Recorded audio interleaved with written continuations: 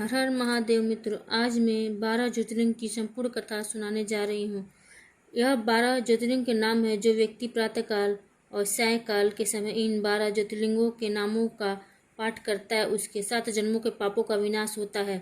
मात्र 4 श्लोक और 12 ज्योतिर्लिंगों के नामों से मुक्त यह द्वादश ज्योतिर्लिंग स्रोत है। पृथ्वी पर भगवान शिव जहाँ जहाँ स्वयं प्रकट हुए, उस स्थान पर भगवान शिव ज्योति के रूप में शिवलिंग के अंदर समाहित हो गए। यह ज्योतिर्लिंग बन गया। इस प्रकार भगवान शिव पृथ्वी पर 12 शिवलिंग में ज्योति के रूप में समाहित हुए थे। इसीलिए शिव पुराण में कुल 12 ज्योतिर्लिंगों का वर्णन मिलता है। ऐसी मान्यता है कि जो लोग भी इन 12 ज्योतिर्लिंग के दर्शन कर लेते हैं, उन्हें जीवन में किसी भी प्रकार का कष्ट नहीं होता। मृत्यु के पश्चात उसे शिवलोक की प्राप्ति होती है। लेकिन बहुत कम लोग हैं जो 12 ज्योतिर्लिंगों के दर्शन कर पाते हैं। जानते हैं कहाँ है यह 12 ज्योतिर्लिंग और उनके महत्व के बारे में। श्री सोमनाथ ज्योतिर्लिंग और इसका महत्व। गुजरात प्रांत के सौराष्ट्र क्षेत्र में समुद्र के किनारे सोमनाथ नामक मंदिर में यह ज्योतिर्लिंग स्थापित है। दक्ष प्रजापति की 27 कन्याएं थीं। उनका विवाह चंद्रदेव के साथ हुआ था, तब वह नक्षत्र बने। लेकिन चंद्रमा का प्रेम सिर्फ रोहिणी के प्रति ही रहता था। इस बात से अन्य नक्षत्र यानी दक्ष प्रजापति की कन्याएं बहुत दुखी रहती थी। उन्होंने अपनी यह व्यथा अपने पिता को सुनाई, जिसके लिए दक्ष प्रजापति ने चंद्रदेव को अनेक बार अनेक प्रकार से समझाया, लेकिन रोहिणी के प्रेम से वशीभूत उन पर इसका कोई प्रभाव नहीं पड़ा। अंततः दक्ष ने क्रोधित होकर उन्हें क्षयग्रस्त होने का श्राप दे दिया। इसके कारण चंद्रदेव तुरंत से क्षयग्रस्त हो गए, जिससे पृथ्वी पर उनका सारा कार्य रुक गया। ब्रह्मा जी ने कहा, चंद्रमा अन्य देवों के साथ प्रभास क्षेत्र में जाकर मृत्युंजय भगवान शिव की आराधना करें। उनकी कृपा से अवश्य ही यह रोग मुक्त हो जाएंगे। उनके कथा अनुसार ही चंद्रदेव में घोर तपस्या की, 10 करोड़ बार महामृत्युंजय मंत्र का जाप किया। इससे प्रसन्न होकर मृत्युंजय भगवान शिव जी ने उन्हें अमृतत्व का वर प्रदान किया। उन्होंने कहा कि कृष्ण पक्ष में प्रतिदिन आपकी एक एक कला क्षीण होगी, लेकिन पूरा शुक्ल पक्ष में उसी प्रकार क्रम से आपकी एक एक कला बढ़ जाया करेगी। इस प्रकार प्रत्येक पूर्णिमा को आपका पूर्ण चंद्र तो प्राप्त होता रहेगा। शाप मुक्त होकर चंद्रदेव ने भगवान शिव से प्रार्थना की कि आप माता पार्वती जी के साथ सदा के लिए प्राणियों के उद्धार हेतु यहाँ निवास करें। भगवान शिव जी की उनकी इस प्रार्थना को स्वीकार किया। तभी से भगवान शिव माता पार्वती के साथ ज्योतिर्लिंग के रूप में यहाँ रहने लगे। श्री मल्लिकार्जुन ज्योतिर्लिंग और इसका महत्व। आंध्र प्रदेश में कृष्ण नदी के तट पर श्रीशैल पर्वत पर श्री मल्लिकार्जुन ज्योतिर्लिंग स्थित है। इन्हें दक्षिण का कैलाश भी कहा जाता है। कथा अनुसार एक समय की बात है, भगवान शंकर जी के दोनों पुत्र गणेश जी और कार्तिकेय जी विवाह के लिए परस्पर झगड़ने लगे। दोनों का आग्रह था कि पहले उनका विवाह किया जाए। तब भगवान शिव जी और माँ भवानी ने कहा, आप लोगों में से जो पहले पूरी पृथ्वी का चक्कर लगाकर यहाँ वापस लौट आएगा, उसी का विवाह पहले किया जाएगा। माता पिता की यह बात सुनकर कार्तिकेय जी ने अपने वाहन मयूर पर विराजित होकर तुरंत पृथ्वी की परिक्रमा के लिए निकल पड़े। लेकिन गणेश जी के यह कार्य बड़ा कठिन था। एक तो विशाल काया, ऊपर से छोटा वाहन, वह श्री कार्तिकेय जी के मयूर की बराबरी करे तो कैसे। लेकिन गणेश जी की बुद्धि अत्यंत सूक्ष्म और तीक्ष्ण थी। उन्होंने सामने बैठे माता पिता के साथ परिक्रमा करके पृथ्वी कार्य पूरा कर लिया। पूरी पृथ्वी की परिक्रमा करके जब कार्तिकेय जी लौटे, तब श्री गणेश जी का रिद्धि सिद्धि से विवाह हो चुका था। यह सब देखकर कार्तिकेय जी अत्यंत रुष्ट होकर क्रोच पर्वत पर चले गए। माता पार्वती जी उन्होंने वहां मनाने पहुंची। तभी पीछे पीछे भगवान शंकर भी पहुंचकर ज्योतिर्लिंग के रूप में प्रकट हुए। तब से श्री मल्लिकार्जुन ज्योतिर्लिंग के नाम से प्रख्यात हुए। यह कथन के अनुसार माँ भवानी एक नाम मल्लिका है, भगवान शिव जी का एक नाम अर्जुन है, इसीलिए इस ज्योतिर्लिंग का नाम मल्लिकार्जुन पड़ा। श्री महाकालेश्वर ज्योतिर्लिंग और इसका महत्व। यह परम पवित्र ज्योतिर्लिंग मध्य प्रदेश के उज्जैन नगर में है। कथा के अनुसार प्राचीन काल में उज्जैनी में राजा चंद्रसेन राज्य करते थे। वह एक परम शिव भक्त थे। एक दिन श्री कर्ण नामक 5 वर्ष का गोप बालक अपनी माँ के साथ वहां से गुजर रहा था। राजा शिव पूजन देखकर उसे बहुत विस्मय और कौतूहल हुआ। वह उसी प्रकार सामग्री से शिव पूजन करने के लिए लालयित हो उठा। सामग्री का साधन न जुट पाने पर लौटते समय उसने रास्ते में एक पत्थर का टुकड़ा उठा लिया। घर जाकर उसी पत्थर को शिव रूप में स्थापित कर दिया। फिर पुष्प चंदन आदि से परम श्रद्धापूर्वक उनकी पूजा करने लगा। माता भोजन के लिए पुकारे, लेकिन वह पूजन छोड़कर उठने के लिए तैयार नहीं था। अंत में माता ने झल्लाकर पत्थर का वो टुकड़ा फेंक दिया। इससे बालक दुखी होकर रोते हुए भगवान शिव को पुकारने लगा। रोते रोते बेहोश होकर वह वहीं गिर पड़ा। बालक की अपने प्रति भक्ति और प्रेम देखकर भोलेनाथ भगवान शिव अत्यंत प्रसन्न हुए। बालक ने जैसे ही होश में आकर अपने नेत्र खोले, देखा उसके सामने एक बहुत ही भव्य और अति विशाल स्वर्ण और रत्नों से जड़ित मंदिर खड़ा है। उस मंदिर के अंदर एक बहुत ही प्रकाशपूर्ण तेजस्वी ज्योतिर्लिंग खड़ा है। यह महाकालेश्वर की कथा थी। श्री ओमकारेश्वर ज्योतिर्लिंग और इसका महत्व। यह ज्योतिर्लिंग मध्य प्रदेश में पवित्र नर्मदा नदी के तट पर स्थित है। कथा अनुसार एक बार विंध्य पर्वत पर पार्थिव अर्चना के साथ भगवान शिव जी की 6 मास तक कठिन उपासना की। उनकी इस उपासना से प्रसन्न होकर भूत भावन शंकर जी वहां प्रकट हुए। उन्होंने विंध्य को उनके मनवांछित वर प्रदान किए।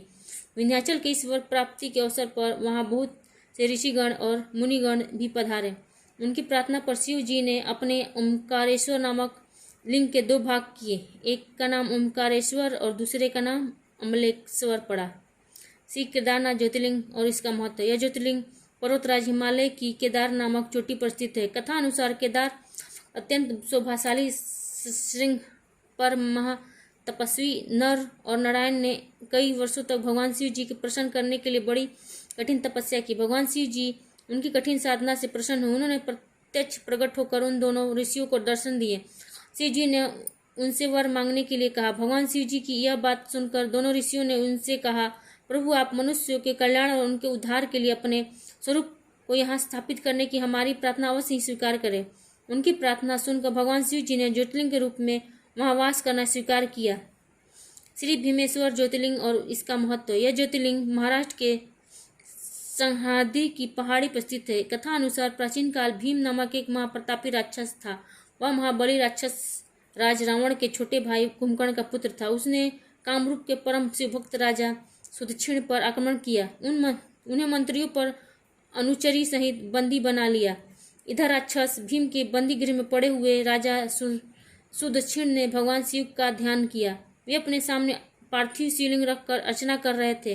उन्हें ऐसा करते देख राक्षस भीम ने उस पार्थिव शिवलिंग पर प्रहार किया, लेकिन उसकी तलवार का स्पर्श भी उस शिवलिंग से हो भी नहीं पाया। तभी उसके भीतर से साक्षात शिव जी वहां प्रकट हो गए।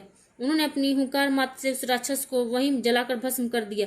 भगवान शिव जी का यह अद्भुत कृत्य देखकर सारे ऋषि मुनि और देवगण वहां उनकी स्तुति करने लगे। उन लोगों ने भगवान शिव जी से प्रार्थना की, हे महादेव आप लोक कल्याणार्थ अब सदा यहीं निवास करें। भगवान शिव जी ने उनकी यह प्रार्थना स्वीकार कर ली।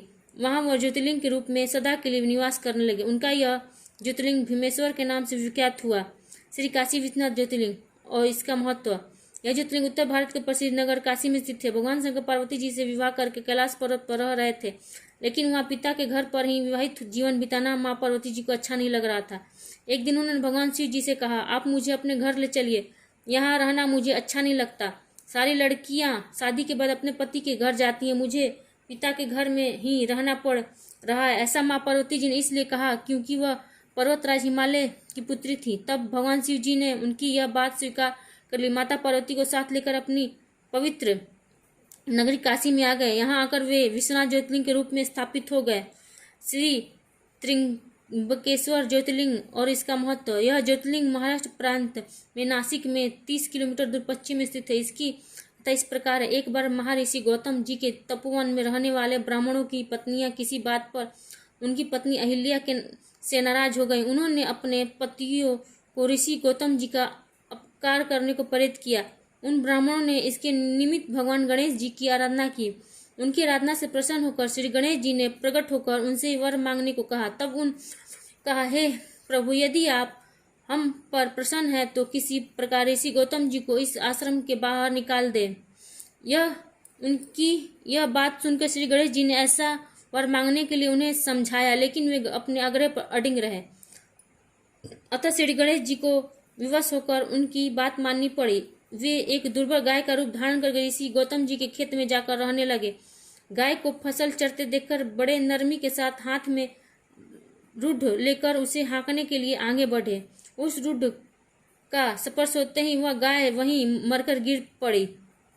अब तो बड़ा हाहाकार मच गया। सारे ब्राह्मण एकत्र हो गौ हत्यारा कहकर ऋषि गौतम की भर्त्सना करने लगे। सभी ब्राह्मण ने कहा कि आपको यह आश्रम छोड़कर कहीं अन्यत्र चले जाना चाहिए। गौ हत्यारे के निकट रहने से हमें भी पाप लगेगा। विवश होकर ऋषि गौतम अपनी पत्नी अहिल्या के साथ वहां से एक कोस दूर जाकर रहने लगे, लेकिन उन ब्राह्मणों ने वहां भी उनका रहना दुर्भर कर दिया। वे कहने लगे, गौ हत्या के बाद आपको अब वेद पाठ और यज्ञ करने का कोई अधिकार नहीं। ऋषि ने उन ब्राह्मणों से प्रार्थना की, आप ही इसका कोई उपाय बताए। तब उन्होंने कहा कि आप अपने पाप को समर्थ बताते हुए 3 बार पूरी पृथ्वी की परिक्रमा करें, फिर लौटकर यहाँ 1 महीने तक व्रत करें। इसके बाद ब्रह्मगिरी की 101 परिक्रमा करने के बाद आपकी शुद्धि होगी। अतः यहाँ गंगा जी को लेकर उनके जल से स्नान करके 1 करोड़ पार्थ शिवलिंग से शिव जी की आराधना करें। इसके बाद पुनः गंगा जी में स्नान करके इस ब्रह्मगिरी की 11 बार परिक्रमा करें। फिर 100 घोड़ों पर पवित्र जल से पार्थ शिवलिंग को स्नान कराने से आपका उद्धार होगा। ब्राह्मणों के कथा अनुसार महर्षि गौतम जी ने सारे कार्य पूरे किए। उन्होंने अपनी पत्नी के साथ पूर्णतः तल्लीन होकर भगवान शिव जी की आराधना की। इससे प्रसन्न हो भगवान शिव ने प्रकट होकर उनसे वर मांगने को कहा। ऋषि गौतम ने कहा, आप मुझे गौ हत्या के पाप से मुक्त कर दे। तब शिव जी ने कहा, हे गौतम, आप सर्वथा निष्पाप हो। गौ हत्या का अपराध आप पर छल पूर्वक लगाया गया था, अतः मैं उन ब्राह्मणों को दंड देना चाहता हूँ। इस प्रकार महर्षि गौतम जी ने उन्हें क्षमा मांग करने की प्रार्थना की। उन्होंने शिव जी से वहां हमेशा निवास करने की प्रार्थना की। शिव जी उनकी बात मानकर वहां त्रयम ज्योतिर्लिंग के नाम से स्थित हो गए।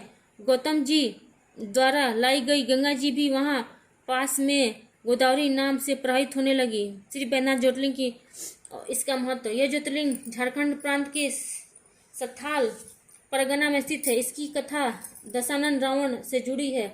एक बार दशानन रावण ने हिमालय पर जाकर भगवान शिव जी के दर्शन प्राप्त करने के लिए घोर तपस्या की। तब भगवान शिव अति प्रसन्न और संतुष्ट होकर उनके साथ प्रकट हो गए। फिर अत्यंत प्रसन्न होकर उनसे वर मांगने को कहा। दशानन रावण ने वर के रूप में भगवान शिव जी से उन शिवलिंग को अपनी राजधानी लंका ले जाने की अनुमति मांगी। भगवान शिव जी ने उन्हें रन तो दे दिया। दशानन रावण उस शिवलिंग को उठाकर लंका के लिए चल पड़े। चलते चलते मार्ग में उन्हें लघु शंका करने की आवश्यकता लगी। उन्होंने उस शिवलिंग को फिर अहिर के हाथ में थमा दिया। फिर रावण लघु शंका के लिए चल पड़े। उस अहिर को शिवलिंग का भार बहुत अत्यधिक लगा, तो वे उसे संभाल ना सके। विवश होकर उन्होंने शिवलिंग को वहीं भूमि पर रख दिया। दशानन रावण जब लौट कर आए तब बहुत प्रयत्न करने के बाद भी उस शिवलिंग को उठा नहीं पाए। अंत में थककर उस पवित्र शिवलिंग पर अपने अंगूठे का निशान बना दिया। अतः उसे वहीं छोड़ लंका लौट गए। यही ज्योतिर्लिंग श्री बैद्यनाथ के नाम से आज जाना जाता है। श्री नागेश्वर ज्योतिर्लिंग और इसका महत्व। भगवान शिव जी का यह ज्योतिर्लिंग गुजरात प्रांत के द्वारकापुरी से लगभग 17 मील की दूरी पर स्थित है। धर्म शास्त्रों में भगवान शिव जी नागों के देवता हैं। नागेश्वर को पूर्ण अर्थ नागों का ईश्वर भगवान शिव जी का एक अन्य नाम नागेश्वर भी है। इसकी कथा इस प्रकार है। सुप्रिय नामक एक बड़ा धर्मात्मा और सदाचारी वैश्य था। वह भगवान शिव का अन्य भक्त था। उनकी इस शिव भक्ति से दारुक नामक एक राक्षस बहुत क्रुद्ध रहता था। एक बार सुप्रिय नौका पर सवार होकर कहीं जा रहा था। उस दुष्ट राक्षस दारुक के यह उपयुक्त अवसर देखा। उसने उस नौका पर आक्रमण कर दिया। उसने नौका पर सवार सभी यात्रियों को पकड़कर अपनी राजधानी में कैद कर लिया। सुप्रिय कारागार में भी अपने नियम के अनुसार भगवान शिव जी की पूजा आराधना करने लगा। उसने तत्काल अपने अनुचरों को सुप्रिय तथा अन्य सभी बंदियों को मार डालने का आदेश दे दिया। सुप्रिय उसके इस आदेश से जरा भी विचलित और भयभीत नहीं हुए। वह एकाग्र मन से अपनी और अन्य बंदियों की मुक्ति के लिए भगवान शिव से प्रार्थना करने लगे। उनकी प्रार्थना सुनकर भगवान शंकर जी उस कारागार में एक चमकते हुए सिंहासन पर ज्योतिर्लिंग के रूप में प्रकट हो गए। उन्होंने इस प्रकार सुप्रिय जी को दर्शन देकर अपना पशुपति अस्त्र भी प्रदान किया। इस अस्त्र से राक्षस दारुक का वध करके सुप्रिय शिवधाम को चले गए। भगवान शिव जी के आदेशानुसार ही इस ज्योतिर्लिंग का नाम नागेश्वर पड़ा। श्री रामेश्वर ज्योतिर्लिंग और इसका महत्व।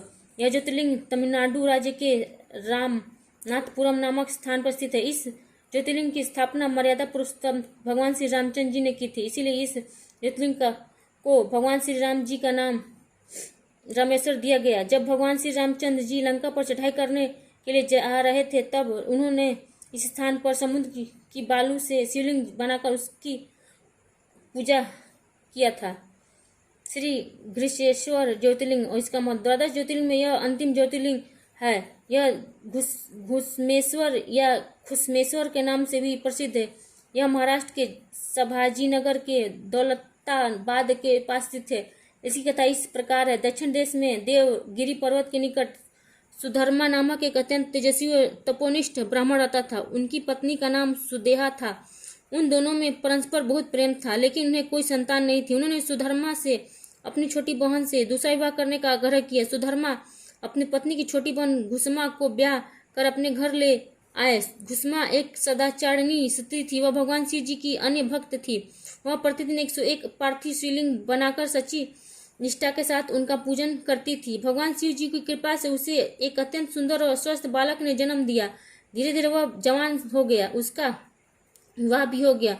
अब तक सुदेहा के मन का विचार रूपी अंकुर एक विशाल वृक्ष का रूप ले चुका था। अतः उसने एक दिन घुसमा के पुत्र को रात में सोते समय मार डाला।